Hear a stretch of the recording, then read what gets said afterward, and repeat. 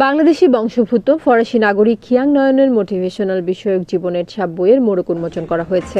France থেকে আমাদের সহকর্মী সাবুল আহমেদ জানান, রবিবার সন্ধ্যায় সলিডারিতে আজি ফ্রান্স সাফর উদ্যোগে প্যারিসের একটি হলে এ বইয়ের মোড়ক উন্মোচন অনুষ্ঠিত হয়।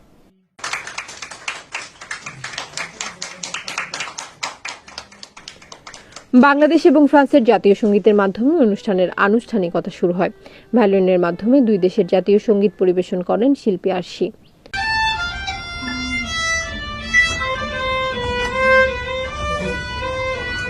অনুষ্ঠানে অতিথি হিসেবে ছিলেন ফরাসি জাতীয় সংসদ সদস্য আন্তোয়ান লেএমো, প্যারিস 18 এর কাউন্সিলর আঞ্জুমান সিসিকো, সাংস্কৃতিক ব্যক্তিত্ব হাসনাত জাহান, ফরাসি শিক্ষা মন্ত্রণালয়ের state administration officer Diyan Ashraful, librarian Pradip Chakraborty, কবি ও লেখক আবু জুবায়ের এবং জীবনের ছাপ গ্রন্থের লেখক জনাব খিয়াং নয়ন।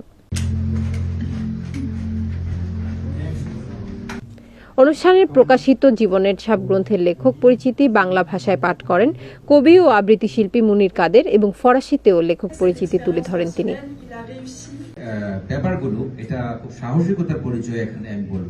গ্রন্থের সারসংক্ষেপ বাংলায় পাঠ করেন ফরাসি থিয়েটার কর্মী সোয়েব মোজাম্মেল এবং ফরাসিতে সারসংক্ষেপ পাঠ করেন আব্দুল হান্নান ইমন।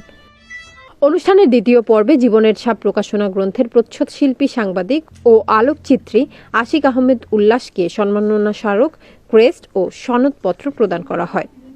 জীবনের ছাপ গ্রন্থের ভূয়সী প্রশংসা করে বক্তারা বইটিকে মননশীল চিন্তার উদাহরণ বলে আখ্যায়িত করেন।